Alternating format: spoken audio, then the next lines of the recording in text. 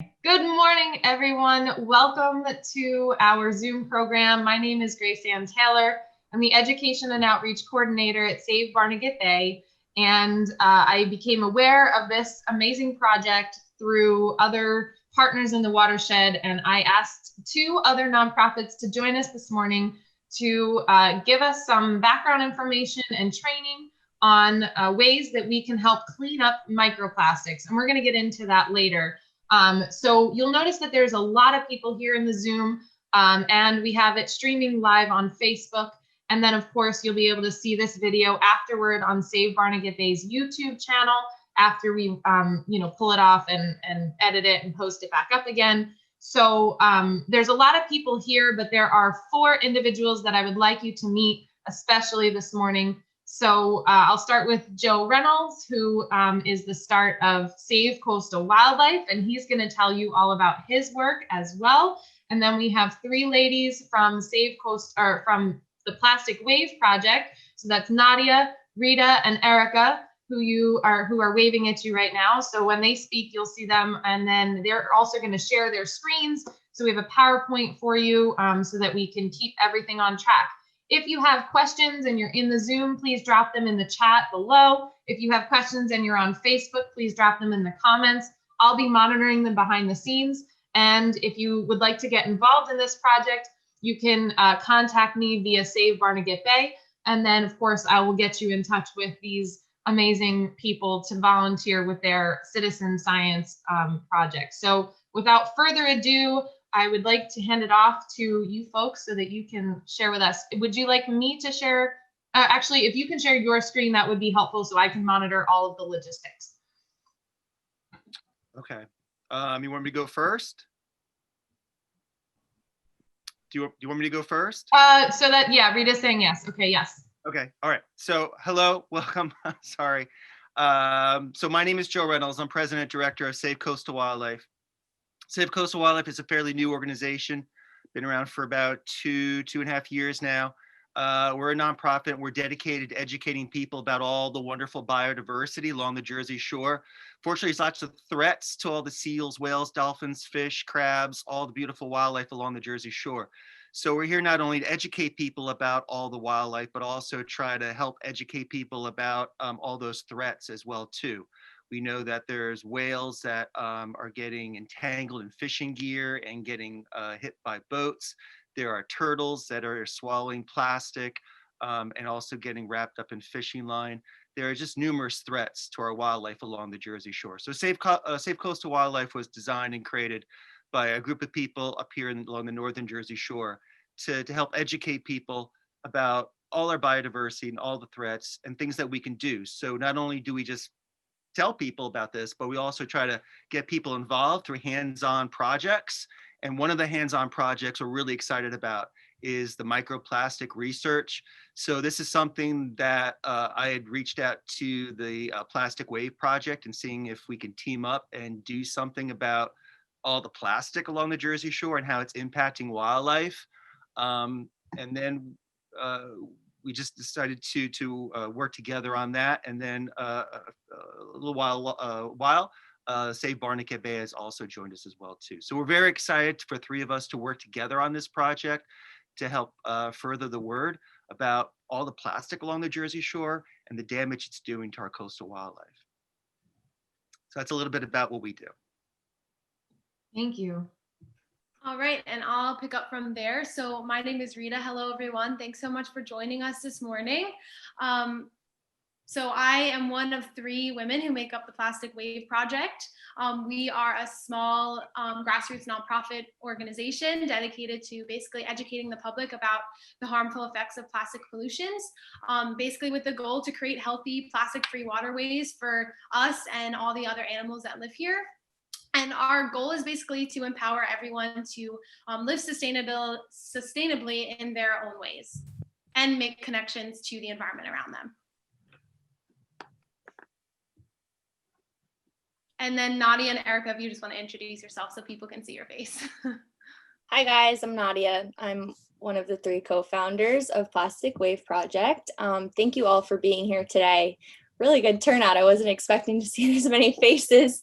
But we're really excited that this many people are interested in volunteering with us. It's really important that we have as many hands as we can, keeping our coast clean and plastic free. And we're just really excited that you all are interested in joining us.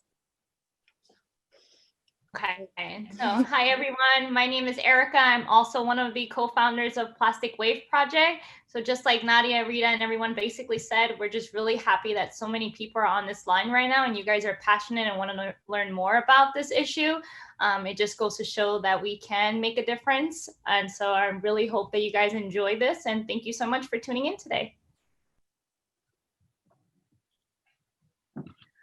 All right, so we'll get right into it. I am going to share my screen, and Erica is going to take it away with a little background on plastic pollution and microplastics in general. All right. Rita, do you want me to share the screen, or do you want me to just give you like a thumbs up whenever you want to change? Yeah, why don't you share the screen? Do you have it up? Yeah, I have it. Sorry about that. We should have talked about that. You're good. All right, let me share mine just so that I can control it a little bit better. Okay.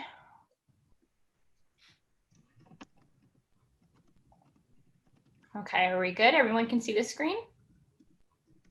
Yep. Is it good? Okay. Yep. Okay, so really quick, just to give you a bit of an outline on what we're going to do, we did our introductions. Then we're going to go over what microplastics are and where they come from. What are the effects of microplastics on coastal wildlife, and that would come from Joe from Safe Coastal Wildlife. And then we'll go over the goals of the program and how to volunteer with us, and then we'll take any questions. So plastic production really started to boom during World War II, and it's basically because we needed lighter and cheaper ways to make goods. Plastic was and then is currently used for basically everything from clothing and gear to home goods, food containers, and even toys. These are just some pictures of plastic that was manufactured during the early days. Now, many people aren't aware, but plastic is actually a byproduct of oil. And so major oil and gas companies like Shell, BP, and Exxon are responsible for the mass production of this material. In the last 10 years, these companies have invested over $89 billion into chemical plants that produce plastic. And as we learn more about climate change and we get the conversation talking about steering away from oil and transitioning to renewable energy, these oil industries are planning to invest more money into plastic production. And you might wonder why, and it's basically because it's their new ticket to growth. The plastic industry is basically a one-way ticket for these industries to continue growing as we steer away from the fossil fuel industry. Now, this graph shows you the annual plastic production rate over the last 100 years, and there's no surprise that we see an exponential growth. One might wonder, why is it that these manufacturer companies continue to mass produce this item, even though it has such a negative impact on our planet? And it's mainly due to the main three characteristics that plastic have, and it's that it's cheap, durable, and versatile. Worldwide, our factories now produce approximately 400 million tons of plastic per year, and our economic engines are so powerful that we've managed to double our global plastic production rate in less than 2 decades. Now, this is just a little diagram that is showing you how plastic is made. But the most important thing, or the biggest thing that I want you to take away, is basically that plastic is made out of non-renewable resources, like oil and frack gas. And so before you get your modern plastics, like your plastic bottles, your cups, and your other plastic goods, all plastic starts off as these really tiny little petals, and I hope you can see the cursor. And these are referred to as nurdles.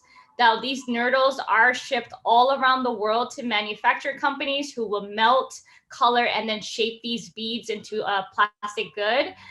They are actually one of the biggest contributors to the plastic pollution in the environment. And it's safe to say that now we live on a plastic planet. plastic is everywhere. It's in your home, it's in your office, your schools, it's in our soil, and ultimately it's in our ocean, right? And unless you're trying to actively avoid it or get away from it, it's pretty impossible to get rid of plastic. Now, many plastic products are single-use items, so things that are designed to be thrown out, like water bottles. So these are things that are designed to be used once and discarded quickly. And if this waste isn't properly disposed of or managed, it can easily become pollution. Now, in terms of what happens with plastic in the ocean, Joe from Safe Coastal Wildlife, he's going to go into a little bit more about this. But in general, whether you live near the coast or you live away from it, so I live about an hour away from the closest beach, but no matter what, whatever you do on land affects the ocean. And so trash that gets picked up on land from heavy rainstorms or wind is going to ultimately make its way down the streams to our lakes, our rivers, and ultimately make its way to our ocean. Now, big plastic, you can have macroplastic. That becomes a problem because that can cause entanglement. And then we're going to talk a little bit more about microplastics in just a second. And so microplastics are basically pieces of plastics that are 5 millimeters or less. And there are many different types and sources of microplastics, which is what you see here in these 2 jars. These are essentially just 2 samples filled with pieces of types of microplastics. And then here we just have them scattered for size references to get an idea. So there are many different types and sources. But in general, we like to categorize them into 2 main groups: primary microplastics and secondary microplastics. Primary microplastics, which are here, these are microplastics that are engineered by manufacturer companies themselves to this size for a specific purpose. So again, these are nurdles, which are basically the building blocks for every majority of our plastic goods that we know today. You can have stuffing, which is another type of microplastic that's used for pillows, pillows, children's toys, and things like that. Glitter, which is the evil spawn in the crafting industry. You use one project with glitter, you've got all of your projects have glitter on them. Those also include things like sequins and other types of beaded, glowing things that you use in the crafting world. And then you can have fibers that come from our tires. So over time, your tires will wear off and they'll shed fibers and they'll get directly into the environment. My apologies, Leia, give me 1 second. Okay, wait. And then you can also have secondary microplastics, which are essentially microplastics that come from the breakdown of larger plastic items. These are things like fragments, which can come from plastic toys and bottles and stuff like that. You can also have secondary. Leia, wait, Mama. Okay, give me a minute. Give me a minute. 1 minute. Thank you. My apologies. Then, sorry. So you can have secondary microplastics that can come from fragments, so the breakdown of larger plastic items. So film that can come from a plastic bag. You can also have microplastics in the form of a fiber. So when we buy our clothing that are made out of synthetic material like nylon and polyester, when you wash those garments in your washer machines, they essentially get fibers shed off from them, and they can get directly into the environment as well, because our washers and dryers don't have the filters to basically prevent them from getting into the environment. And so nurdles, because they are very small, nurdles are a huge problem for the environment. Many animals will mistake them for food, and not only are they toxic, but they also can be digested. So that means that they can cause digestive blockages, starvation, and even death for a lot of organisms. Once they are released into the marine environment, these nurdles can attract harmful substances from land-based pesticides, herbicides, and other organic pollutants that are already in the ocean. Nurdles, they show up everywhere. In this photo, you'll see volunteers that are cleaning nurdles on the coast of Hong Kong in 2012.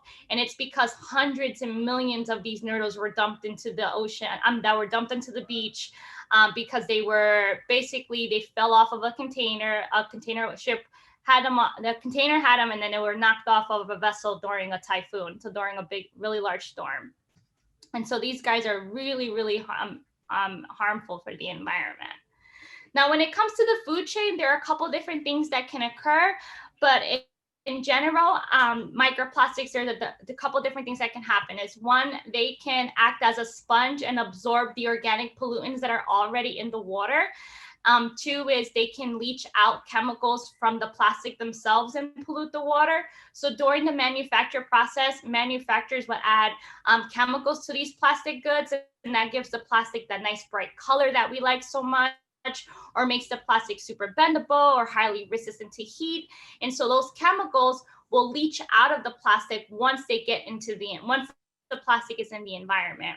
Now, in terms of the food chain, organisms that at the base of the food chain, so things like zooplankton, oysters, mussels, clams, these animals here are going to be especially vulnerable to the ingestion of microplastics. And it's mainly because these plastics resemble their food, right? So they have no idea that this is something they shouldn't be eating. So essentially what happens is they think it's their natural prey.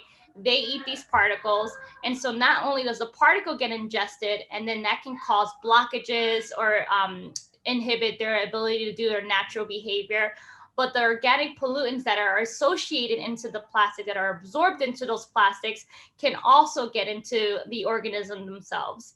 And as you get further up the food chain, and now we start to look at these larger predators here, once they eat these smaller guys, not only are they ingesting the plastic themselves, but they're also absorbing those concentrations of those pollutants. So that becomes a huge problem, because as you get further up the food chain, so does the concentration of those pollutants. Now, in terms of humans, us, we pretty much feed on every part of this food chain, right? I mean, people like to eat oysters, they like to eat mussels, they also like to eat these crabs and these larger predators. So what does that mean for us? Well, it's kind of tricky, because right now there aren't that much studies that are looking at humans, but there is studies and evidence that have shown that we ingest about a credit card's worth of plastic in 1 week. And there's even been studies that have looked at human feces and have found fibers within it. So we're finding out that we are getting impacted by it, but we don't know how. And so now I'm going to turn over the presentation to Joe from Safe Coastal Wildlife, and he's going to talk a little bit more about wildlife and how they're impacted by plastic. Thank you, Erica. Appreciate it. Let me see if I can. Let me stop my share. Okay, there you go. Okay, let me see if I can share this. I'm sorry about Leia. That's quite all right. Hope she's okay. She's doing fine. okay. Okay. She just wants me to play with her. Okay, so I just want to start off saying, like most people, I really didn't know that much about microplastics. So, I mean, I knew about plastics and the dangers they hold to wildlife and to people and things like that, but I really didn't know that much about microplastics. But I do a summer camp. I manage a summer camp during the summertime. And Nadia from the Plastic Wave Project was a colleague of mine who was helping me with the summer camp. And we were at Plum Island at Sandy Hook with the kids. And I don't know if you're familiar with Plum Island. It's on the bay side of Sandy Hook, which is a national recreation area, national park essentially. And she's just, with her tools, with her microplastic tools, she's just, with her sieve, she's just like picking up microplastics everywhere on the beach. And I was just so amazed that on Plum Island, which is this national park, there was just microplastics all over the place. And I'm like, we got to do something about it. We got to educate people about microplastics. So unfortunately, we all live in an increasing plastic planet. Just about everything we purchase nowadays is made of plastic. Our cell phones, our clothes, when we buy food, there's plastic on that. So there's plastic just about everywhere. And the US, there's a new report that just came out a couple weeks ago. The US is one of the world's biggest sources of plastic pollution in the world. An October 30th, 2020 report from the Ocean Conservancy published in this journal Science Advances.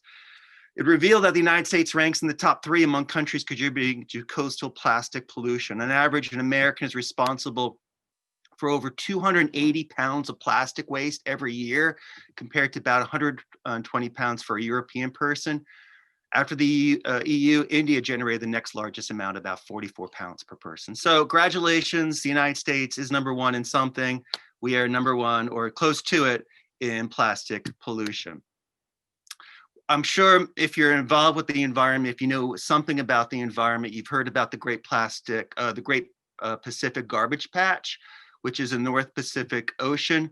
It's just this rotating gyre of plastic in the Pacific Ocean. There's a couple of them actually in the Pacific Ocean. But what people don't realize about that is most of that plastic is not large pieces of plastic, but microplastic. As Erica was mentioning before, just this small, tiny bits of plastic that are breaking down and getting ingested by animals. And what else people don't realize is there's also this great plastic garbage patch in the Atlantic Ocean as well, too. We found it about a decade or so ago, probably even longer before that, but we've confirmed it around August of 2010. There's a Atlantic garbage patch as well, too. And so, where is this garbage coming from that's in our oceans? It's not coming from the seals and whales and dolphins. It's coming from one species and one species only, and that's the human species. It's coming from people who are living in the United States. It's coming from people who are living in Europe. And so where is this great Atlantic garbage patch located? Well, mostly around the Sargasso Sea. And so again, if you know anything about the environment or know anything about wildlife, fish or whatever, there's lots of migrations to the Sargasso Sea. Sargasso Sea provides a home to an amazing variety of marine species. Turtles, sea turtles use sargassum mats as nurseries when they're born, the babies, especially loggerheads. They'll go to the Sargassum Sea, hang out over there to feed and to grow up. Sargassum also provides essential habitat for shrimp, crabs, fish. It's a spawning site for threatened and endangered eels, the American eel that we all love, as well as marlin, porbeagles, sharks, dolphin fish, humpback whales. They migrate through the Sargasso Sea. Commercial fish such as tuna, seabirds also migrate through the Sargasso Sea and depend on for food. So that's where the Great Atlantic Garbage Patch is located, more or less, right in that area where the Sargasso Sea is, which is just a really important area for sea turtles, whales, dolphins, just for them to hang out and to feed. So congratulations, that's where our Great Atlantic Garbage Patch is located. Sea turtles, unfortunately, many sea turtles can mistake floating plastic garbage for food. They can choke, sustain internal injuries, die. Oftentimes, sea turtles love to eat jellyfish. And one reason why our jellyfish population is getting bigger now, populations are increasing, is because our sea turtle population is decreasing. And so one reason they're decreasing, our sea turtle population is going down, is sea turtles are mistaking plastic bags for jellyfish. They'll ingest it, it will stay in their stomach, it won't digest, they'll think they're full, and they'll waste away and die. And on average, 10, 20, 30 sea turtles wash up dead every year because of ingesting plastic. And even the ones that don't die because of ingesting plastic, that maybe they got hit by a ship or something, there's still plastic in their stomach. Hundreds of thousands of seabirds ingest plastic every year. Plastic ingestion reduces the storage volume in the stomach, causing starvation. Same is true for our seabirds. They'll ingest plastic. Oftentimes when they're ingesting plastic, they'll also give that to their babies. They'll pass that plastic on to their babies as they're feeding their babies. So it's impacting lots of wildlife, including one of my favorite, which is marine mammals. They'll ingest it, they'll get tangled up into it as well too. Entanglement and plastic debris has led to injury for the northern right whale, which is one of the most endangered in fact, it probably is the most endangered large whale species in the world. There's less than 400 of them left. And one of the major reasons is because of plastic ingestion. So microplastic is getting into the food chain, as Erica was talking about before. It's getting into the zooplankton, it's getting into the plankton in general. They're ingesting it, it's moving up in the food chain and getting into fish and getting into whales. A November 2020 study from the New England Aquarium found that a total of 40 different species had either swallowed or been entangled up in debris, and that 88% of those animals were species federally listed as endangered or threatened with extinction under the Endangered Species Act. The report also found that 90% of those cases involved the animals swallowing plastic with bags, balloons, recreational fishing line, plastic sheeting, and food wrappers, the most common cause. 2018 scientific studies show that sea scallops, we all love scallops, sea scallops caught off the coast of England are capable of ingesting billions of plastic particles, which move through the body. This all takes within about 6 hours. So a very short period of time, they're ingesting plastics. These findings are the latest in growing a collection of studies that confirm ever expanding roster of wildlife are taking in plastic, microplastic. It's getting into our food, it's getting into our food chain. What kind of impacts this is having on human health, the studies are still going on. So here in New Jersey, we generate a tremendous amount of plastic waste. New Jersey's population is projected to increase from over 8 million in 2010 to over 9 million in 2020. And so we have lots of people. Many of those people are living along the Jersey Shore, especially during the summertime tourism. That population increases during the Jersey Shore or during the summertime along the Jersey Shore. And so as we're using lots of plastic, that plastic gets into our beaches, gets into our waters, it gets into our environment. Tiny pieces of degraded plastic, synthetic fibers, plastic beads, collectively called microplastics, have turned up just about every corner of the planet, including the northern Jersey Shore. More than 9 billion tons of plastic have been made since the 1950s. We've been using plastic for a very long period of time, as Erica had mentioned. And so now that microplastic that was being used by your parents, grandparents, your great-grandparents, that's breaking down now into microplastics. So I know New Jersey had just recently passed a plastic bag ban, which will take effect, I think, next year or the year after that. And that's great, but we still have a long legacy of plastic that we're dealing with. I mean, we're still feeling the effects of us using plastic since the 1950s. You know, that's how long plastic stays around, and it stays around a lot longer than that. So not a lot is known about the microplastics, how it's impacting our environment. Members of Save Coastal Wildlife, Save Barnegat Bay, and the Plastic Wave Project, we're all, I should say, leading an effort to research this topic along the Jersey Shore. So we know it's easy to pick up big stuff during a coastal cleanup. I love picking up tires when I do a coastal cleanup. I love picking up all the garbage in our environment during coastal cleanup. But we can't forget when we do a cleanup that there's also microplastics to pick up. And it could be a pain in the neck to pick up one single little tiny microplastic at a time. But we really got to do a better job of picking up those microplastics, removing those microplastics. We want to find out where the hot spots are. So we know Plum Island at Sandy Hook, unfortunately, is a hot spot for microplastics. Just everywhere we go, we find microplastics there. Are there other hot spots where there's microplastics that we need to spend time to remove that? And so that's why we started this project, to educate people about microplastics, but also to find out where the hot spots, where do we need to spend time in picking up and removing that microplastics, because the microplastics are on the front line of animals ingesting this stuff. Yeah, they can ingest plastic bags and water bottles and things like that. But more common than that, they're probably ingesting microplastics because it looks like plankton. As this plastic breaks down in smaller and smaller bits, it looks like colorful plankton for a fish or some other animal to eat. And they're ingesting it and getting into their stomachs, and it's really doing damage. There was also a really good study many, many years ago by students up at Boston University, college students at Boston University, that were examining whales that are washing up dead along Cape Cod. And what they were finding was about 90% of the whales that washed up dead, 70% of their contents, their stomach contents had plastic in them. So, you know, it's all over the place. It's getting into the wildlife. And so we really need to do something about it. So if you find microplastics, if you find a hot spot, please record it, take pictures of it. We want to know where it is. We want to know where these hot spots are along the Jersey Shore so we can really deal with it. Other than that, we want to thank you guys for spending time with us today. I hope I didn't bore anybody. I'm sorry if I do. I really don't like to do that, but I want to thank you guys for volunteering a little bit of your Sunday time with us and educate yourselves about microplastics. So I'm going to stop the share and I'll transfer it over to the Plastic Wave people.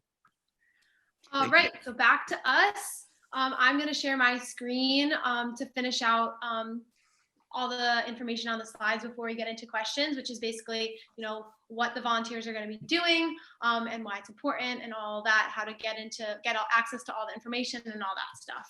All right.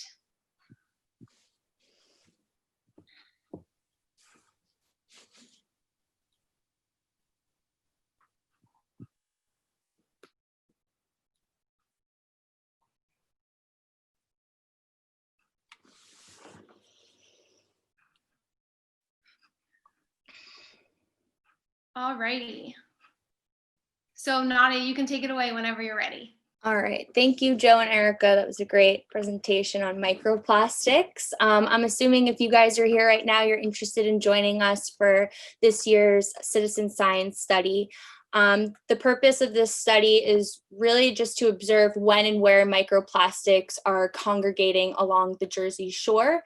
We also want to use this as an opportunity to get citizens involved in the community and to really just get involved with science and learn more about microplastics. So we want to educate you guys about that. All right. So I'm going to talk about some materials that you guys will need. It's important to note that you don't have to go out and buy all of these materials. A lot of these things you can probably find laying around your house. In fact, we kind of encourage you guys to get creative and use what you already own. So you're gonna need 9 jars for each time you go out to sample. So we like to use jars or containers that we have laying around the kitchen. So you can use old peanut butter jars, sauce jars, whatever you have that would be big enough to fit your samples in. You're also going to need a meter square. As you can see in this picture, Rita and I have a meter square that we made from home, just some old wood laying around, and we kind of just, nailed that together. You're gonna need a trowel or a garden shovel. We just used one of those old little garden shovels you use around the garden, and a sifter. So we got real creative with our sifter. We used some old wood, we turned it into a wooden box, and then we actually used a window screen as the mesh. So that works great too. Again, you don't have to go out and buy these things, whatever you have laying around. You're gonna want a friend to help you, and yeah, so let's move on. So when does sampling occur? So you're going to be sampling 4 times in 1 calendar year. So that's going to be at the start of each season. So you're going to be going out once in the winter, once in the spring, once in the summer, and then the fall. So as you can see for winter 2020, we have December 19th. December 19th is the first day of winter. So from December 19th to January 3rd, you have 2 weeks to go out and collect your winter samples. The same thing follows for the spring, the summer, and the fall. You're going out 2 weeks of the first, the start of the season. And just to clarify, like you just pick one day and do one sample. Yeah. So yeah. So you don't go out every day. Yeah, you don't go out every single day. Let's say you want to go out December 20th or, January 1st. As long as it's within those 2 weeks of the start of the season, that's when you go out and you sample. For December, I honestly recommend going out pretty early because you want to try to not go out when it's freezing, because I did that last year and it was not fun. So try to get out on the first day of winter before it gets real cold. Okay, so where are we going to be sampling? So before you even start sampling, you want to pick your beach location. I recommend picking a beach that's easily accessible to you and a beach that you're going to want to return to 4 times within that year. So now as far as where we're going to be sampling on the beach. Okay, so you picked your favorite beach, you're at the beach. This is a clear graph, I guess, since we can't be at the beach, we're bringing the beach to you on this screen. You're going to be sampling 3 different areas. You're going to be sampling the low tide line, the high tide line, and then the dune line. And each square on this graph right now is a collected sample. So at the low tide line, you're going to be taking 3 different samples. You're going to move up to the high tide line, 3 different samples, and then the dune line, 3 different samples. So in total, you will have 9 samples collected. All right, and we actually have a video to show you. We have a virtual or a recorded training on our website, and we just want to show you like a couple minutes of it because it's the best kind of way to learn how to actually take your sample. So let me just pull that up really quick. While they're getting that video booted up, I just wanted to share that if you can't make it for all 4 of the sampling times, it's totally okay to participate when you can. That's the beauty of being a volunteer and also the beauty of being a citizen scientist. So yeah. Yes, good note there. All right. Lastly, 3 samples were collected along the low tide line. To begin, drop your meter square in a randomly selected area along the low tide line. Within this square, pick one random spot. Using your trowel, take 3 scoops from the same spot and scoop into sifter. Begin to sift through sand like so.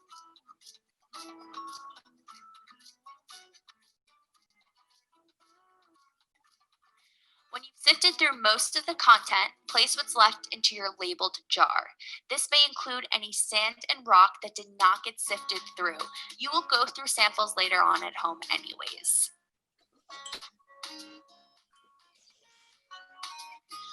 Moving into a new area within the square, repeat the previous steps. You'll be collecting a total of 3 times in 3 separate areas within your square. Emptying all content into the same jar, jar 1.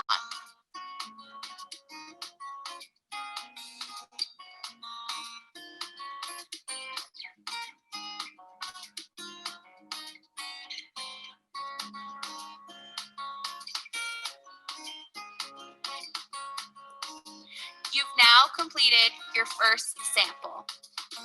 Moving down to our next sample square along the low tide line, take roughly 5 to 10 large steps and place your square meter down at your next location. Continue the previous steps.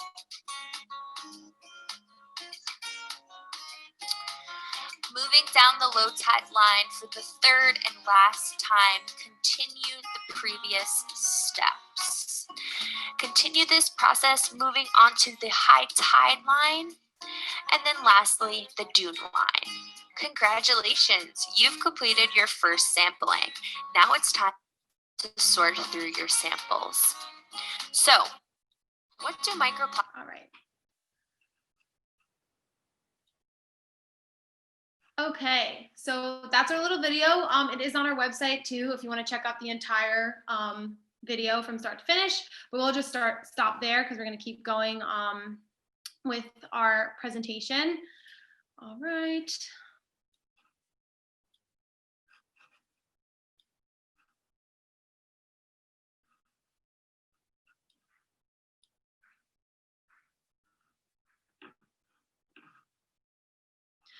All right, so in order to keep everything organized as you're going along and taking your samples, we kind of just made this to help you label your samples as you go through. We're not going to be actually taking the jars from you, so as long as it's organized for you, that's fine. But this is just a good way to keep everything consistent. So we use jars mostly for our sampling. So we use tape and just a Sharpie just to label them while we're taking our samples. So including the name of the beach, the town, the date that you go out and do your sampling, the location, so the dune, the high or the low tide line, your sample number in that location. So dune 1, dune 2, dune 3, high tide 1, 2, and 3, and then low tide 1, 2, and 3. And then just your initials, just so they don't get lost, but you don't necessarily have to do that if you're just doing it yourself. And again, all this stuff that we're going over is going to be accessible to you either on our website or in our Google Classroom, which we'll go over.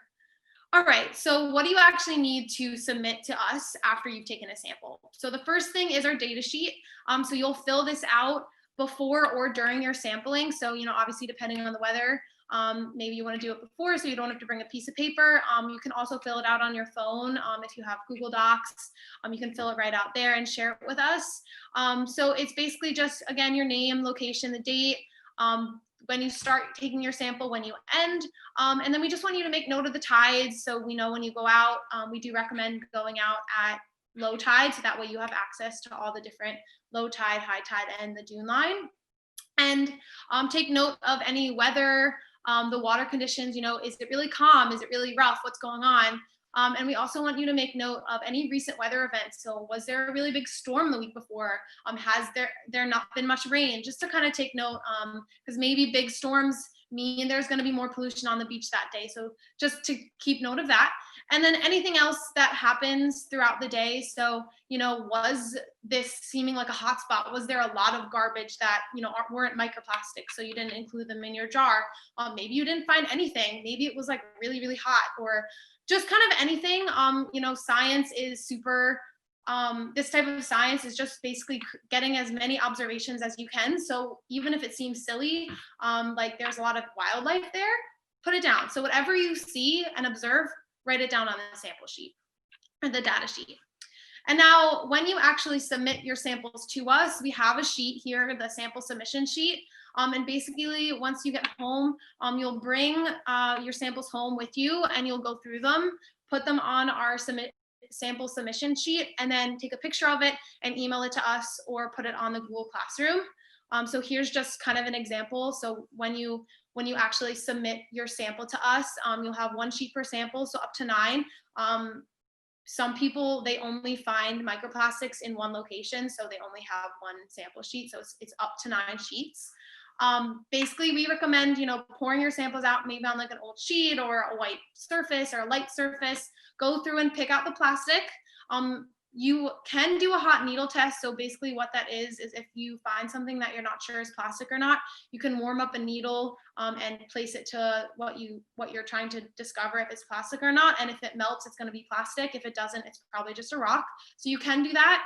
But for this study, it's really just easily recognizable plastic pieces. Just pick them out, put them on the paper. Because again, it's more about where the plastics are versus what the actual plastics are made out of. And then again, you submit it by email or on Google Classroom. So from here, I'm just gonna actually share my screen and show you our Google Classroom. So you can kind of take a look at it and see where everything is located. So if you don't have a Gmail account, I definitely recommend making a Gmail account so that way you can be a part of our Google Classroom.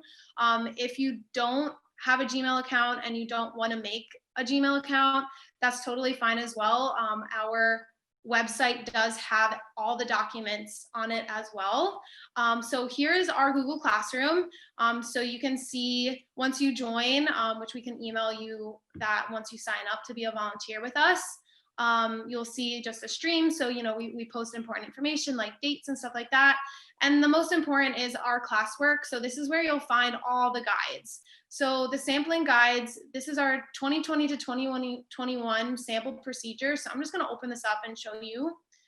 Basically, this is a document that explains everything you need to know. So why we're doing this study, terms, definitions, the materials, the list here, when we do it, again with the dates, how to pick your beach, what the locations are. So it really has kind of everything you need to know, like a big procedure document, how you take it written out in words, and everything you need to know about this, along with all of our contact information at the end here too. So let's exit that one. These are the 2 pictures we have, where to take your samples, how to take your samples that you've seen, or how to label your samples, which you've seen in this presentation. And here are the data sheet. So the sampling data sheet here, I have it as a PDF you can print out, or as a Google Doc, which you can save to your own Google Drive and edit there, depending on what you want to do. And then our sample submission sheet, which is a PDF, because you do actually need to print this out if you can. And if you can't print it out, again, no worries. We can coordinate something else out. Like if you need to drop off a physical sample because you can't go through it, we can do that for you as well. So whatever really you need to do. But also I have the directions written on this as well. So, you know, if you forget what to do with it, they're all right here. Okay. And then I'll just go on our website too, just to show you where everything is. So here's our website. Our homepage is right here. And then if you go to our work and then scroll down to microplastics, here's everything you need to know again about this program. Here is our virtual training that we filmed over the summer, so you can watch that as well. If all of this stuff sounds really exciting to you and you want to join, you can go to our website and sign up to be a volunteer with us. I'll also send this a link to this sign up form in the chat for you guys to access before we exit the call. So you can do that right on our website. And then we have all of the important information that I've been going over, the dates, the procedures, the data sheets, and everything right here on our website as well. So the information's in a couple different places, you know, depending on what you like. All right. So now let's just open it up for questions. I know that was kind of a lot of information. So if anyone has any questions, if you'd rather type it in the chat, you can type it in the chat. If you'd rather come off mute and ask us, come off mute and ask us. But other than that, thank you all so much again. And let's just open it up for questions. All right, so I see some popping in. I just want to make a quick note to that bay and river beaches count. So it doesn't have to be an ocean beach. You can go to, say, the Toms River beaches. You can go to the bay beaches. Barnegat Bay, of course, is Save Barnegat Bay's like big, you know, interest. So we hope that some people decide to do bay beaches. And a second note that I just want to offer is that the Barnegat Bay Eco Center is located in central Toms River. And I would like to enable and empower all of you to have the most success with this as possible. So if you need to drop off with me, I can run a bunch of samples up to the folks in Monmouth County. Or if you need things printed, I can also assist you with that. I want to make sure that you have everything you need to succeed. So please use us as a resource. If you don't want to do Google things, Save Barnegat Bay lives in Google. I am now a Google genie. I have had to do so much Google stuff. So we have some questions popping up in the chat, and I'll try to coordinate some of that so the folks who are presenting, we can direct them in the right direction. So Patrice is asking, just for, is this coastal New Jersey or is this for Delaware Bay and river shorelines included? Can you take samples from out of state? You know, it's starting as a New Jersey thing, but I don't know. Joe, what do you think about that? I mean, I would say yes, sure, we're interested in that. I mean, we're interested in finding out what's happening on Long Island and Delaware, but I would just, you know, make sure you note that. So you got to note what state, location, we have to know that information ahead of time. And I don't know if we could do anything about it right away. I mean, the long-term plans obviously is to expand this program into other states. It is a new program, so we're just right now focusing on New Jersey. But if somebody has a desire to go to Delaware and see what's happening over there, by all means, do it. Just let us know. Make sure you give us the proper information on where you found that sample. I think more information is better than less. And I know I've shared this program across a very large spectrum of people across different states. So if you're tuning in from out of state, you know, maybe just contact us directly and we can talk about the opportunities for you to get involved. So someone is asking, Caitlin is asking, how plastic is properly disposed of. That is like the most complicated question. Who wants that one? I can start and then anyone else who wants to jump in. So only 9% of plastic is actually recycled. And recycling plastic has a limit. So once plastic is made, it doesn't never go away. You can actually really like properly dispose of it, in my opinion. You can put it in the recycling, but the recycling in the United States is complex. And sometimes doesn't actually recycle everything that you put in the bin. Nadia has this saying that she uses, like, in terms of plastic use and pollution, like, when your tub's overflowing, you don't reach for a broom, you turn off the tap. So that's kind of the same thing here. So microplastics, for example, like, there's not really a way to dispose of them other than putting them in the trash, and then they wind up in the landfill and then in the environment. So it's more about turning off that tap, so producing less of it. So while we're sorry. I'm sorry. I just wanted to add something. Yeah, when it comes to plastic, it's like you can dispose of it, but I would say the best option would be just to try to limit the the use of plastic, because we can try to recycle it, but is it really being recycled? We don't know. It's being dumped, we're going to throw it out in the garbage. It could still end up in the environment. So as far as how to dispose plastic, I think it'd be trying to avoid using it. And I know that's extremely difficult because plastic is everywhere, but just trying to limit your plastic use is our favorite alternative. And I want to add something too. I think a lot of us in this kind of environment, we demonize plastic because it's such a problem. But I'd like to note that plastic is a really important resource. We need plastic. It is in fact something that has moved our medical industry forward. Our technology has moved forward. We absolutely, as humans, the way we live now, we need plastic. So we need to be cognizant of eliminating the single-use plastics and the plastics that are really able to be replaced with a better alternative, because we need that resource for other more important things. And I think that we disregard that. I think people think we want to eliminate all plastic, and that's not realistic, and it's not really practical. So I wanted to share that. For those of you folks in Ocean County, we do have great resources on our Ocean County Waste Management website. I can post that as I'm working through the chat questions. And it actually helps you understand what is recyclable in Ocean County. Like we have been reiterating, recycling should be the second or third option. You should really try to reduce first and then recycle. But if you do need to use it in Ocean County, the plastics that are recyclable are bottles, so necks that are smaller than the rest of the bottle. That's more or less most of what's recyclable. You can find more detail on the website, but very little is truly locally able to be disposed of in your curbside waste management containers.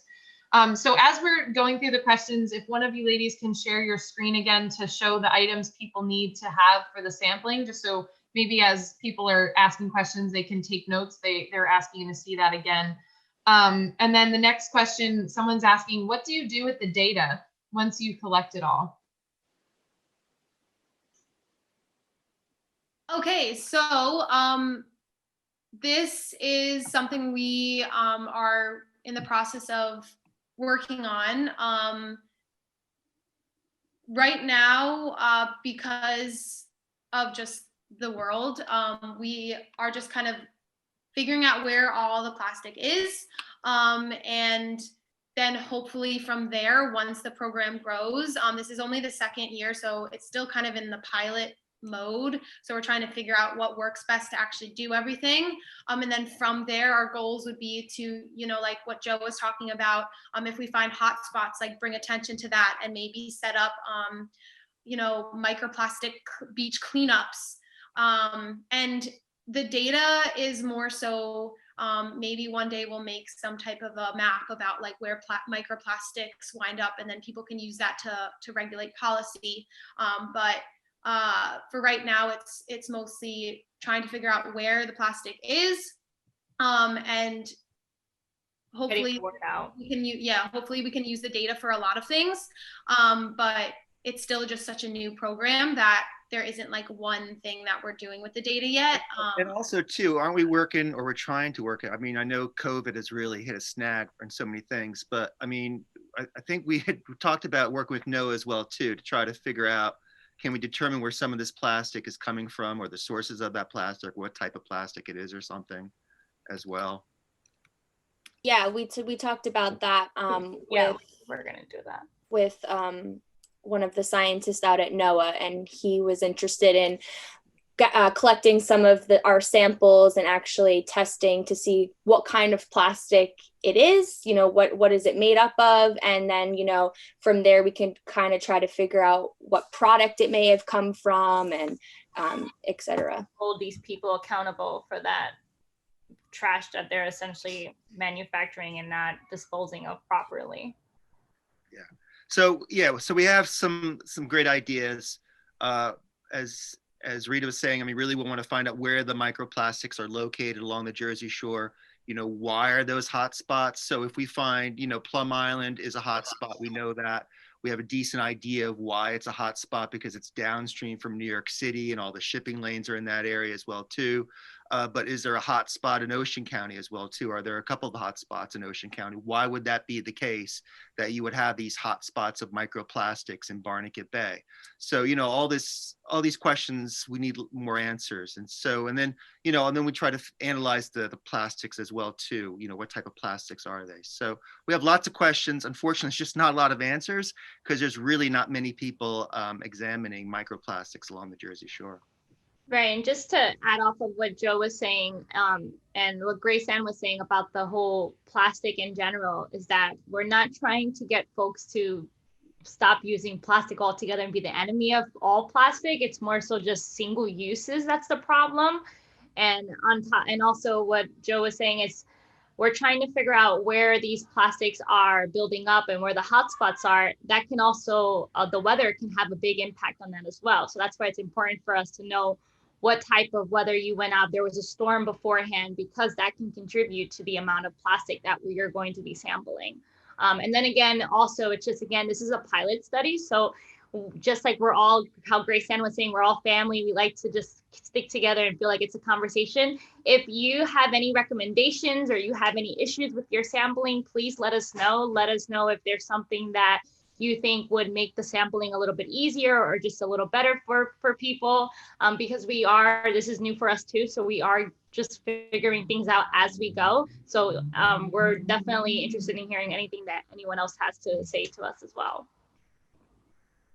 So thank you for all that input. The next, we got a lot of wonderful comments and questions. I just want to keep up with them here. For Paul Jeffrey, I know you're asking if Save Barnegat Bay can coordinate something, and I certainly can, and might even when we're open, when COVID's not a concern. Right now, I think it's really important for everyone to get excited about the beach that they like to visit with their dog and with their family right now. And then as we can open and do more things together, then maybe I can do more of that, like coordinate more area coverage and do more volunteer coordination. I would love to do that, and I certainly can and will. But right now, I think everyone should focus on going to the bay or river beach and ocean beach that is close to your heart, because you're going to be more excited to do that. If you are on the Delaware Bay or river in New Jersey, that's fine. Those sites count. If you're in New Jersey, all good. Can we just collect plastic as we see it to help clean up? What do we do with what you pick up? Well, so Kristen, to answer your question, the problem with that is that we need the information of where it's from. And so if you can get as much information as you can, the plastic, you can pick up plastic, and that's certainly helpful, and we love that. But for it to really be useful to these ladies and gents here that are taking this data, they really need to know where it's from and when it was collected. That's kind of the key part of the whole project.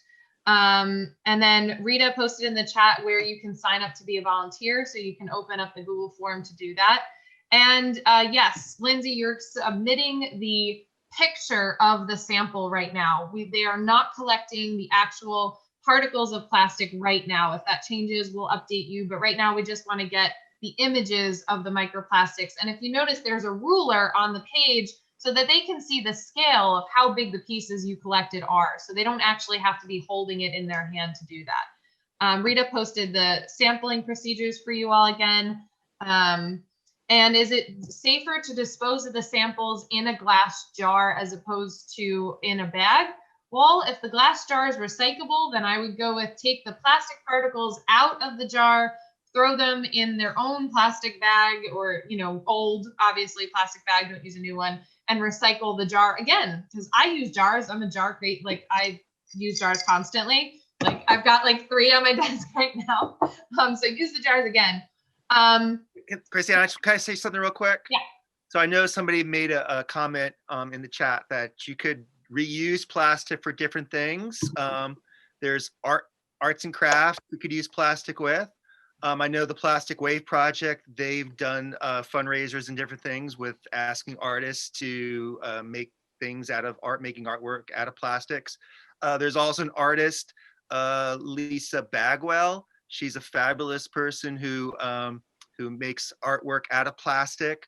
So you can go to her website. If you just Google Lisa Bagwell, you can find her. So you could actually make things out of plastic. You don't have to throw the plastic away. You could reuse it, even the bits of plastic, the microplastic. You can make artwork out of it if you're that type of person who's very artsy and craftsy. Lee, are you raising your hand to ask a question? Lee Cooper? Okay. Yeah. Okay. So there's so many things I want to make sure I keep up. So if you're having trouble downloading any of the content, certainly contact me directly or any of us directly. For those of you who know me, I can get you in touch with the right people. And then so Carol's asking about what do we do if you arrive at a site and the lines are not clear? Like if, for instance, you're on a river or a bay beach and you might only have 2 or 3 feet, how do we handle those samples? Good question. So I would just use your best judgment. Do one closer, like, first of all, before I actually talk, if the sand is wet, don't sample there because it just is basically going to be sand and it's going to be super heavy. But so the closest you can get to like the low tide, so where the water line is with dry sand, and then I would say, you know, up the beach. Normally there'll be some type of like a rack line, which is like either, it's honestly mostly garbage or like, you know, pieces of straw, or not straw, but like plants and stuff like that. Normally there'll be some type of a line. Also, if you look at like the shape of your beach, there might be like a ledge where the sand kind of goes down. It would be like where there's kind of like a ledge would be another line. But if it's not super exact, I would just say, you know, as close as you can get to the water with dry sand, and then kind of like where the beach begins would be like the dune or the high tide line, depending on like what it is. I know like obviously not everywhere has a dune, so then you can just do like a high tide and a low tide if the entire beach gets covered in water when it's high tide.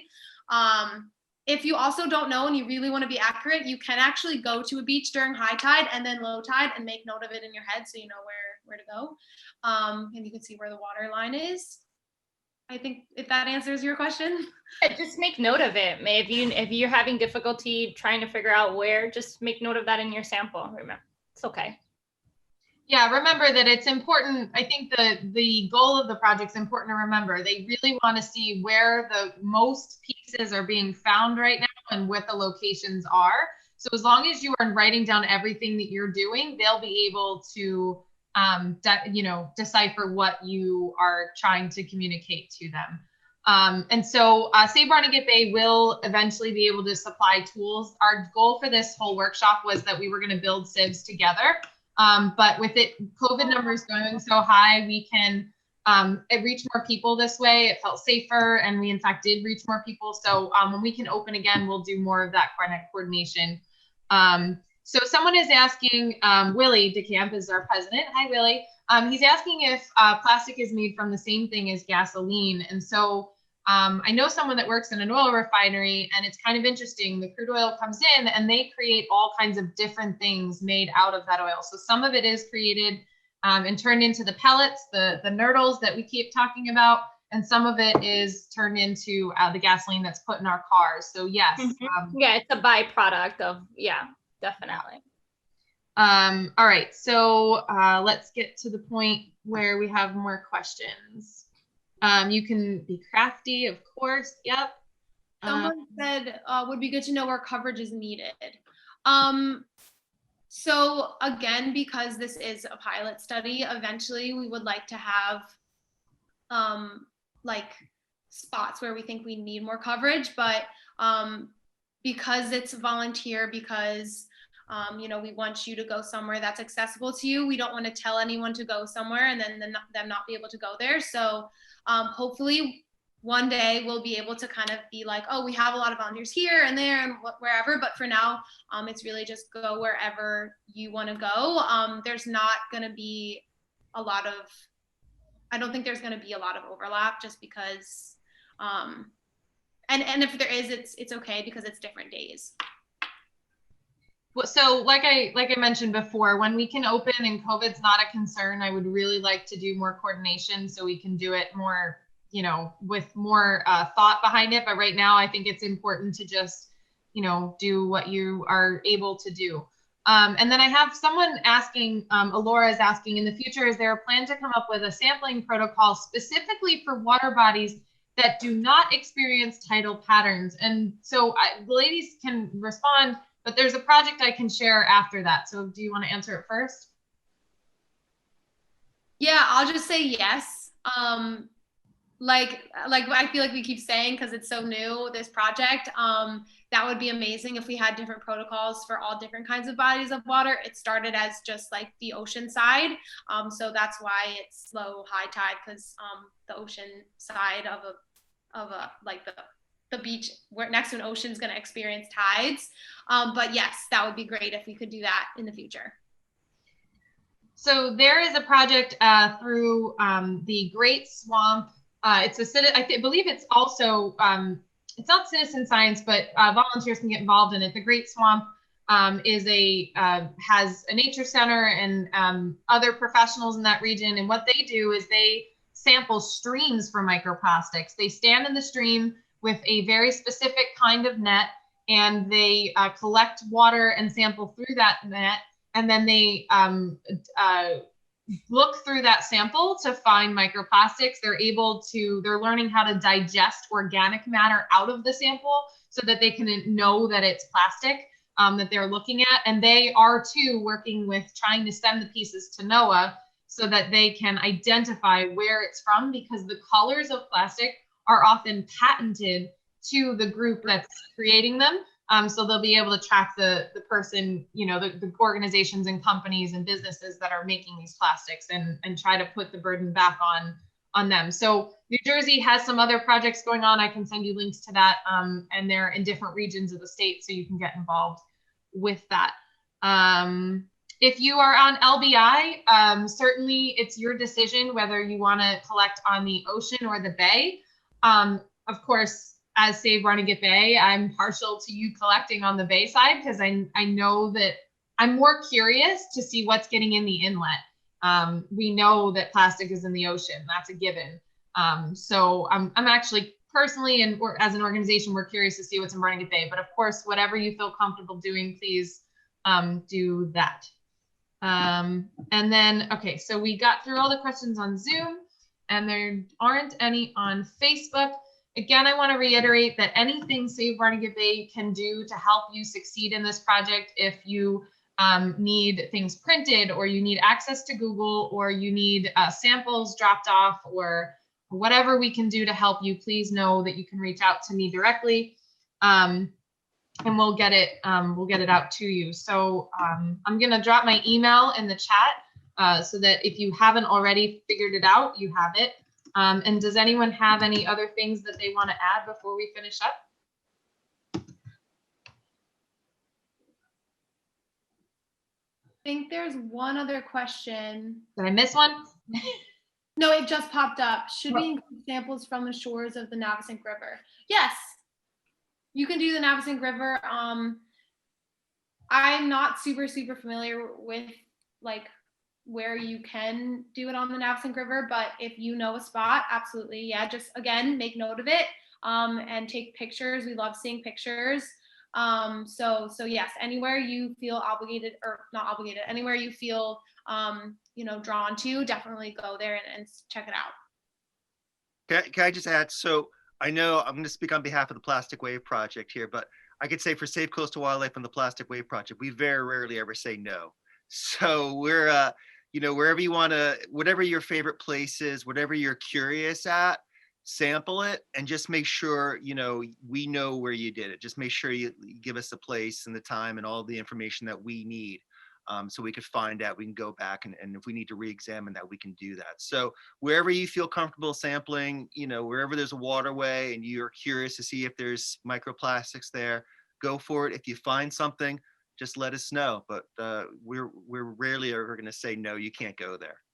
And also feel free to bring the little ones, so kids, grandkids, nephews, nieces, brothers, sisters, get them all involved. I mean, the sampling pictures that we showed in our presentation, my daughter was in both pictures. I always bring her to our sampling events, and I have her do some sampling sometimes. I mean, just to get them involved and get them curious about it. They are the future, so it's important that we include them in this stuff. And so, yeah, that's pretty much it. Save Barnegat Bay doesn't say no either. We're in the yes committee. We just have to keep saying yes. If the ideas are big or different, we want to say yes because we understand that everyone brings something to the table. So that program, we kept it under an hour and 15 minutes. Yes, all of the yes. Everyone did an amazing job. Thank you so much for presenting to our volunteers and our membership. You all shared such really useful and important information that I couldn't possibly have done alone, and I can't wait to do more with you. And for those of you who are excited to get involved, please get in touch. Make sure you sign up to volunteer with Plastic Wave Project so that you get all of access to the information that you can participate. And I know I'm excited to get out and sample. So thank you so much. Thank you. Thank you guys. Thank you for joining us. Thank you so much. It means a lot. Well,